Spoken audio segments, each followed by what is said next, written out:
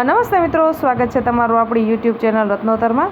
તો આજે આપણે વાત કરીશું કે ગુજરાત સરકાર દ્વારા આપણા મુખ્યમંત્રી શ્રી ભૂપેન્દ્ર પટેલ સાહેબ દ્વારા આદિજાતિ વિકાસ માટે એક પોર્ટલ લોન્ચ કરવામાં આવેલું છે, જેમાં આદિજાતિના તમામ લાભાર્થીઓ છે એ આ એક જ પોર્ટલ પર જઈ અને અરજી કરી શકશે। તો ચાલો મેળવી લઈએ તેના વિશેની વિગતવાર માહિતી કે કઈ જગ્યાએ તમારે જવાનું રહેશે, ક્યાં સુધી તમે અરજી કરી શકશો અને શું તે પોર્ટલનું નામ છે। આદિજાતિ વિકાસમાં અગ્રેસર ગુજરાત સરકાર વનબંધુ કલ્યાણ યોજના અંતર્ગત development support agency of Gujarat આદિજાતિ વિકાસ વિભાગની પહેલ આદિજાતિ યોજનાના લાભાર્થીઓ માટે એક નવા પોર્ટલની શરૂઆત કરવામાં આવી છે। આના માટે એક જ પોર્ટલ રાખવામાં આવશે અને એક જ અરજી કરવાની રહેશે। તે એક જ અરજીમાં તમને વિવિધ યોજનાઓનો લાભ મળી શકશે તથા આના માટે તમારે છે એ ઓનલાઈન ડોક્યુમેન્ટ એક જ વખત ફિલઅપ કરવાના રહેશે। આપને ખ્યાલ હોય તો ઓજસની એક આપણે સ્પર્ધાત્મક પરીક્ષાની તૈયારીઓ કરતા હોય ને નોકરી માટેની એક વેબસાઇટ છે ઓજસ ગુજરાત, તો તેના પર તમે એક વખત રજિસ્ટ્રેશન કરી નાખો પછી તમારે જે અમુક શૈક્ષણિક લાયકાતો છે તે તમારે તેમાં કમ્પલસરી નાખેલી હોય છે, 10મું 12મું એ રીતનું। તો આમાં પણ એ રીતનું તમારું આધાર કાર્ડ છે, આધાર કાર્ડ નંબર છે, કૂપન છે અથવા તો તમારું નામ ડિટેલ એ બધું તમે એક વખત કોમન વસ્તુ નાખેલી હશે તો પાછું તમારે ફરીવાર નાખવાનું રહેશે નહીં। તમારે જે રીતની યોજનાનો લાભ લેવાનો હશે તે મુજબના વધારાની ડિટેલ તમારે એડ તેમાં કરવાની રહેશે। એક વખત તમે પોર્ટલમાં રજિસ્ટ્રેશન કરી દીધું તો એ તમારું પોર્ટલનું રજિસ્ટ્રેશન છે એ વેલિડ ગણાશે લાંબા સમય સુધી। તો હવે આપણે તેની વાત કરીએ તો કે 12/7/2024 આ પોર્ટલ લોન્ચ કરવામાં આવેલું છે। યોજના છે મંડપ યોજના। મંડપ યોજના અંતર્ગત તમે ફળાવ ઝાડ, રોપા વિતરણ, સંકલિત ડેરી વિકાસ યોજના તથા બકરા ઉછેર યોજના આટલી યોજનાઓ છે તમે મંડપ યોજના અંતર્ગત તમે એમાં એપ્લાય કરી શકો છો। ત્યારબાદ બીજી વાત કરીએ તો કે કૃષિ યાંત્રિકીકરણ જેમાં રોટાવેટર, થ્રેસર, મિની ટ્રેક્ટર જેવા તમારે કોઈ સાધનોની જરૂરિયાત હોય તો તેના માટે પણ તમે અરજી કરી શકો છો।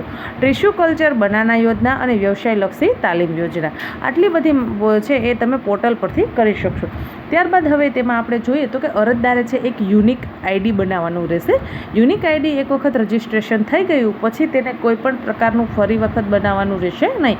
તે યુનિક આઈડી છે તેનું લાંબા ગાળા માટે છે વેલિડ ગણાશે। દરેક યોજનાઓ માટે જરૂરી તમામ દસ્તાવેજી પુરાવા ફક્ત એક જ વખત આપવાના રહેશે। દરેક નવા નાણાકીય વર્ષમાં નવી અરજી પ્રક્રિયા સમયે લાભાર્થીએ પોતાનું જે યુનિક આઈડી છે તે નંબર દાખલ કરવાનો રહેશે, જેથી અરજીમાં છે એ કોઈ કંઈ ક્યાંય ભૂલભાલ આવી શકશે નહીં। એક વખત તમારું રજિસ્ટ્રેશન થઈ ગયું તે રજિસ્ટ્રેશન નંબર તમે નાખશો એટલે તમારી અરજી છે જે રજિસ્ટ્રેશન યુનિક આઈડી છે એ તમારું ડિટેલ શો કરશે અને તમને બતાવશે। આ વેબસાઇટ સમગ્ર વર્ષ દરમિયાન તમે કાર્યરત રહેશે।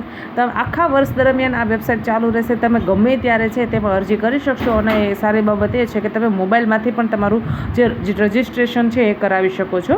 મોબાઈલ સિવાય પણ તમે છે તમારા ગ્રામ પંચાયતના વીસી પાસે ઈ ગ્રામ કેન્દ્ર હોય ત્યાં જઈ અને તમે તમારું જે રજિસ્ટ્રેશન છે એ કરાવી શકો છો અને વધારે માહિતી ત્યાંથી તમે મેળવી શકો છો। હવે આ રજિસ્ટ્રેશન કરવા માટે છે એ તમારે શું ડોક્યુમેન્ટ અને કયા દસ્તાવેજો તેમાં જે જોશે તો તેમાં આપણે વાત કરીએ તો એક તમારું રેશન કાર્ડ જોશે, જાતિનો દાખલો જોશે, ત્યક્તા અથવા વિધવા કોઈ બેન વિધવા છે તો તેનું વિધવાનું પ્રમાણપત્ર અથવા તો ત્યક્તા કે તે તર છોડાયેલી છે અને તેને છોડી દીધેલ છે તેનું પ્રમાણપત્ર અથવા તો તમે પીવીટીજી અથવા FRA BPL અથવા તો BPLનું પ્રમાણપત્ર અને તમારી બેંકની પાસબુક અને એક કેન્સલ ચેકની તમારે જે નકલ છે એ તેમાં અપલોડ કરવાની રહેશે। તમે ઓનલાઈન પણ રજિસ્ટ્રેશન કરી શકો છો। વધુ માહિતી માટે તમે વેબસાઇટ પર પણ જઈ શકો છો। તો વેબસાઇટ નોંધી લેશો dasagrahsahay.gujarat.gov.in ની વેબસાઇટ પર જઈ તમે વિશે વધારે માહિતી મેળવી શકો છો। આશા રાખું છું કે તમને આ માહિતી પસંદ આવી હશે। જો માહિતી પસંદ આવી હોય તો વિડીયોને લાઇક કરો। હજી સુધી આપણી આ યુટ્યુબ ચેનલને તમે સબસ્ક્રાઈબ ના કરી હોય તો ચેનલને સબસ્ક્રાઈબ કરી લેશો। ધન્યવાદ।